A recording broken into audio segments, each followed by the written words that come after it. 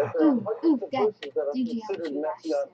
The vast majority of them, however, do not deal with the Messiah personally, but more than 90% of them deal with the Messianic age, and that's a very important principle. The vast majority of verses in the Jewish scriptures are not dealing with who the Messiah is. He's, relatively speaking, unimportant. What is important for us to know is what is the Messianic age going to be like? What is going to happen as a result of the coming of the Messiah? Don't think in your mind that Jewish scriptures don't deal with the personal Messiah, just the Messianic age. That's a great error. There are a handful of verses that all Jews and Christians agree are talking about the Messiah himself. The most famous of those verses comes from the book of Isaiah, chapter 11. Now, before we do this, it's important to understand that Christians believe that Jesus was co-redeemer, co-eternal, co-creator with God the Father. The most primitive form of Christianity did not believe in the Trinity, but eventually this idea began to emerge and emerge strongly in the early church as the 2nd, 3rd, and 4th century were unfolding. There was a great schism in the early church. The North African church was pressing the idea that Jesus was God himself, and the Western churches, of course, were saying that no, Jesus was subordinate to the Father. He was not co-equal. He was not of the same substance as the Father. Finally, and when we look at our Origen last week, Origen, a very important Greek church father, he believed that Jesus was subordinate to the Father and was considered a heretic for that reason. That's why he never made it to sainthood for that Aveira. But finally, we come to the 4th century, that's the first time we find that the idea of the Trinity should become a part of church doctrine. Of course, that was a council that was formed by Constantine, a person who had the blood of thousands of Jews on his hands, an unbaptized pagan. Constantine, the first person to bring Christianity as the official religion of the Roman Empire. Constantine formed the Council in Nicaea in 325 CE. And there it was debated, and there it was finalized, there it was considered church doctrine that you had to believe in the Trinity, and was reaffirmed again at the Council of Constantinople in the year 381 CE. It's very interesting, you know, when people who call themselves Hebrew Christians or Messianic Jews, they would stop and consider who were the ones who made these decisions for them. By the way, it was at that same council that it was decided which books of the New Testament would be part of the New Testament and which books would be apocryphal. At that council, that's what was decided as well. Who decided that Hebrews should be a part of the New Testament and the Gospel of Thomas should not? Where was that decided? At that same council of Nicaea. Isn't that silly? These are Catholics. These are not Protestants. These are not Lutherans. These are not Messianic Jews, right? This Moshe Rosen wasn't there. That's not where it was. Over there you had Catholics, and they were the ones who decided which books of the New Testament were considered of God, inspired, heaven-breathed, and which ones were considered outside of the canon. What's very, very interesting is many Christians, of course, will look to the Jewish scriptures and Jewish writings and say, we can prove to you. But they don't even look at that very simple verse that describes the Messiah himself. Remember, Christians believe that Jesus was co-eternal with the Father of the same substance. If you look at the Nicene Creed, you look at the last page, it says there that the Father was 100% the Son and the Son was 100% the Father. They were the same. The problem becomes that if you believe that, that means that Jesus was fully God. And if he was fully God, does God fear God? No. Someone fears himself, they put you in a straitjacket, right? According to the Jewish model, the Mashiach, the Messiah, is a human being. Is that all clean in the room? Person. A person who is called Sweetie, you need to go clean. I told you guys that. God Please. Give the understanding of righteousness. Please. And will fear God. And what's interesting is, if you look at Isaiah chapter 11, verse 2 and 3, it actually describes what he will be like. And the Spirit of the Lord shall rest upon him, a spirit of wisdom and understanding, a spirit of counsel and heroism, a spirit of knowledge and fear of the Lord. Verse 3 begins, and he shall be animated with the fear of the Lord. Why should the Messiah fear the Lord? I thought the Messiah is the Lord. It doesn't make Yes, love. sense.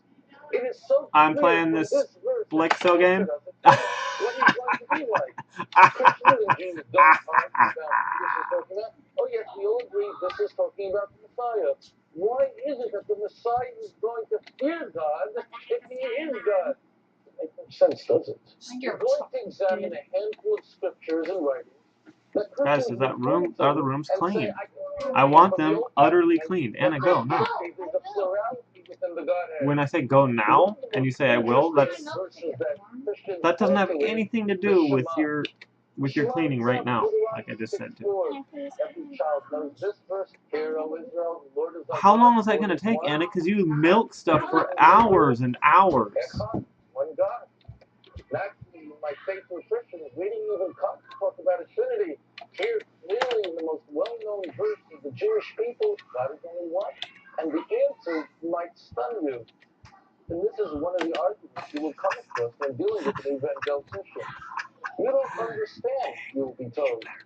The word echad doesn't really mean one, meaning alone, but echad really means a compound unity. Let me explain. Don't you know in the very beginning of Genesis, God tells man, he says, you should leave your father's house, you should cleave into your wife, and you and your wife, what should they do? They should become one flesh. The word that's used there is the exact same word as Deuteronomy 6:4, echad. Oh, so we see it means a compound of many things that come together as one. Or, in the very beginning of Genesis, it was evening, it was morning, Yom Echad, it was one day. Oh, so you see, the word Echad doesn't really mean one alone, but what the word Echad means is a compound unity. When you take a number of things and bring it together, and it becomes together as one. And that's the Holy Trinity. I'm sure most of you have heard this before, and those who haven't, I can tell that surprised look on your face. Hey, the response to this is very simple.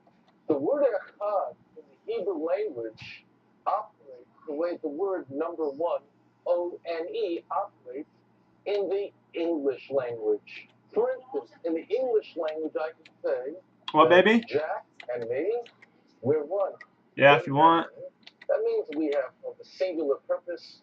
We're on the same team together. I could say that these chairs and the dinette table become one set of furniture that you would buy together in Macy's, and that's true.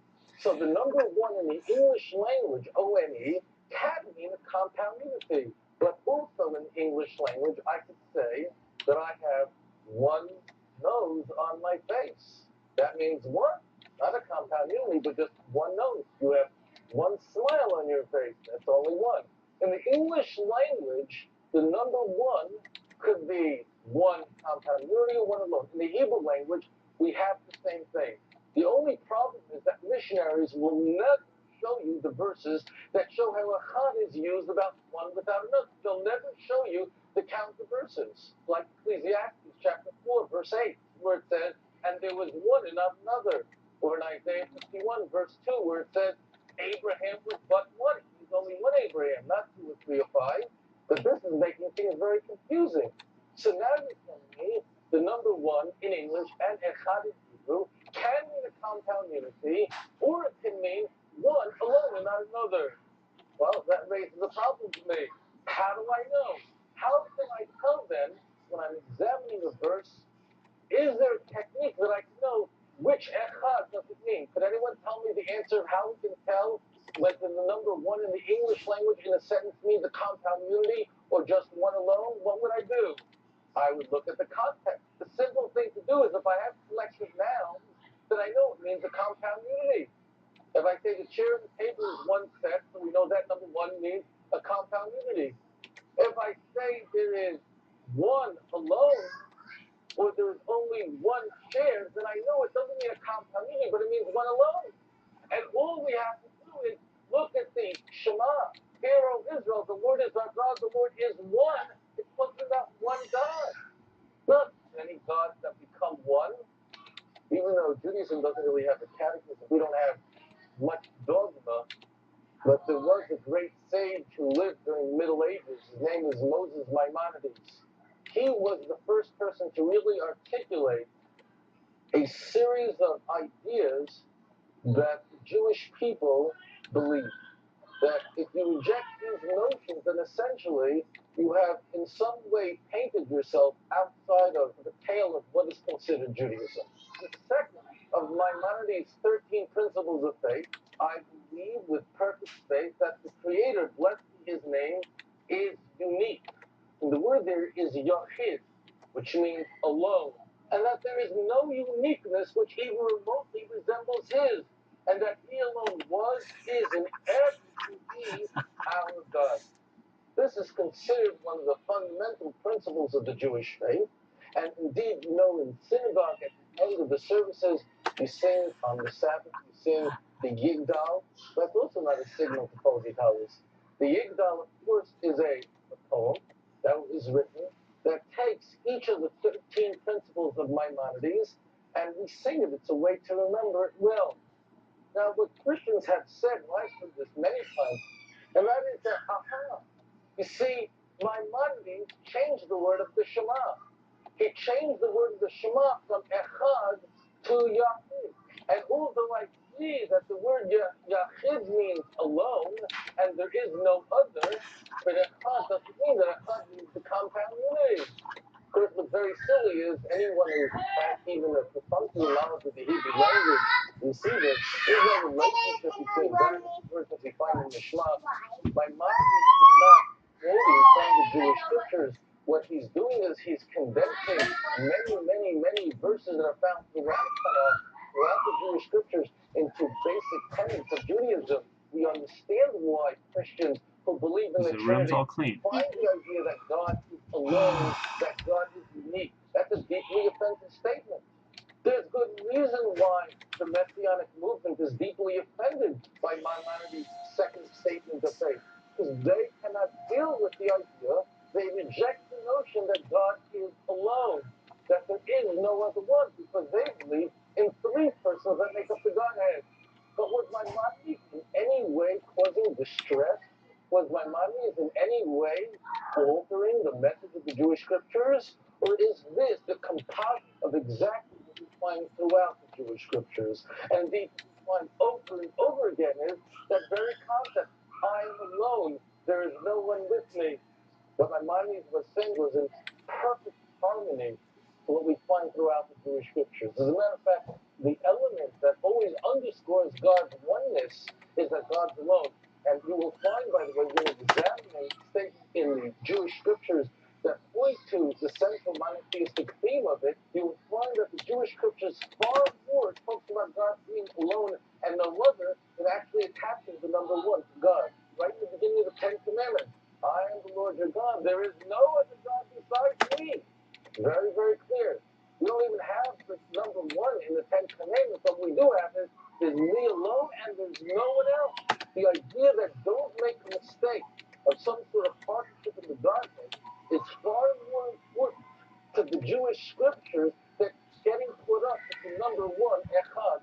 When you study the history of the pagan faith as they interacted with the Jewish people, but you will find very fascinating that many of the arguments that the church used today was used by pagan faiths who were indeed openly polytheistic. And what we find is there's one verse that's used often by evangelical missionaries to prove again is a plurality within God. Anna, is that room Genesis clean? 1:26, Go God now. said, let